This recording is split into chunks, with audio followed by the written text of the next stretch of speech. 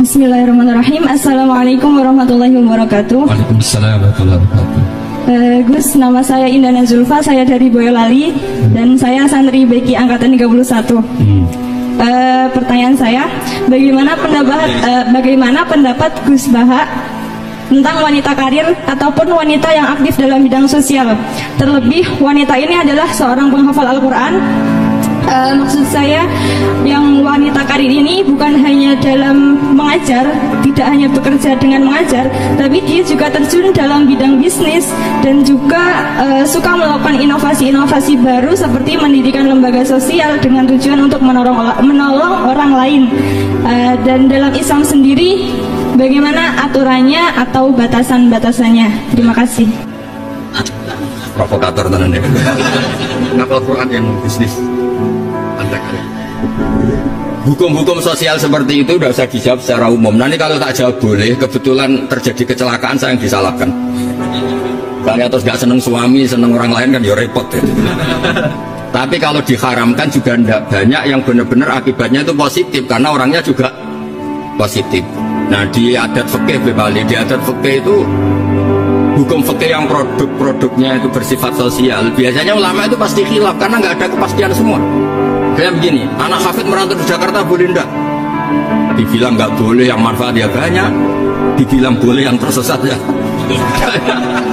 Kan nggak jelas hukum itu udah harus hafid itu, hafid gini ya sama ya. Dulu ini di kampung khusus-khusus di Jakarta berulah semua ini. Kayak gitu itu kan nggak jelas karena masalah sosial. Ada ini yang kisah nyata. Istri saya haji itu tidak sama saya, ibu saya haji ya tidak sama bapak. Tak tanya, kata orang-orang tanya, Gus umumnya istri haji sama suami. Terus ada yang cerita, bener Gus, bener jenengan nak haji tidak usah sama suami istri. Kenapa? Mekah itu gak tempat bertarung, biasanya suami istri itu bertarung. Mekah itu gak tempat konflik. Biasanya kalau suami istri itu kan tukang konflik. Saya punya teman berkeluarga keraton itu haji sama istrinya, Prof. Kebetulan ada istri baik, bikinkan teh, pagi-pagi bikinkan teh suaminya. Istri itu loh baik, suaminya dibikinkan teh. Jawabnya istrinya yang satu, gimana? Mau tukeran?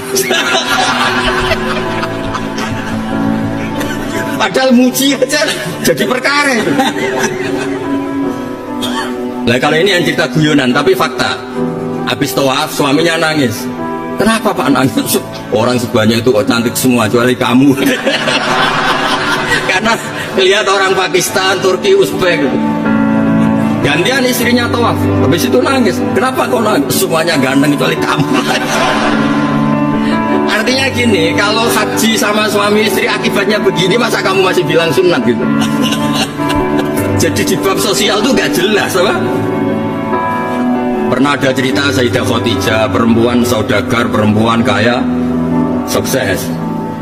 Bahkan ada cerita perempuan yang luar biasa, suaminya tuh gak bener sama sekali.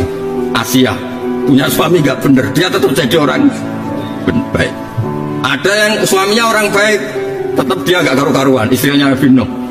Itu bukti kalau masalah sosial itu udah usah dibakukan. Nah, jadi kalau ditanya orang, Gus ini perempuan cantik, tapi anaknya orang nggak punya, saya harus kerja di mana? Saya mesti fatwanya tunggal. Kalau bisa di pabrik atau tempat terbuka, karena pantangannya perempuan itu layak keluar narojulun bimroatin. Kalau kamu cantik, usahakan jangan pembantu rumah tangga. Pokoknya usahakan yang di tempat terbuka, karena itu panduannya Islam. Kalau kita punya anak cantik, nyun sewu, kendaraan umum kayak bis tentu lebih aman timbang yang privat. Itu kalau boleh memilih, ini kan cerita fikih. Tapi kalau pakai individu kan tidak ada bisa jamin semua kan. Jadi fikih-fikih sosial itu biasanya ulama tidak punya baku ya. Pokoknya saya jawab saya, ya kalau mau orang baik dan punya akibat baik ya baik. Kalau orang baik ya karena bisa apa kita di depan hukum sosial. Karena ya itu tadi kita punya contoh Fir'aun itu kayak apa?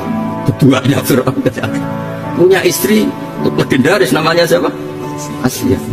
Nabi Nuh kayak apa? Punya istri seperti itu. Jadi misteri kan enggak? Artinya kalau kamu mendewa-dewakan kalau suaminya baik pasti ya ada juga lingkungannya baik. Lingkungannya Fir'aun kurang apa? Ya kurang kelirunya. sekeliru-kelirunya, tapi tetap. Nah, terus yang terakhir ini saya saran, kamu ngadepi zaman modern itu harus baca Quran. Quran itu diantara yang dipaparkan mimbaini farsi wadamil labanan khalisan sa'iqal lisyarihi. Jadi Allah itu bisa mengelola sapi, itu kan makanannya rumput. Di tubuh sapi itu ada darah, ada kotoran, tapi sapi bisa melahirkan susu. Itu kata ulama-ulama, apapun rusaknya zaman, sebetulnya gesekan-gesekan di alam nyata ini ada kotoran, ada darah.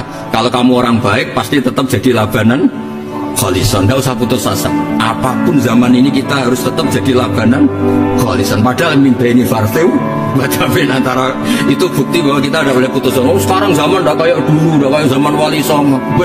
Zaman sekarang pun masih ada begi, masih ada Ustadz Sulada.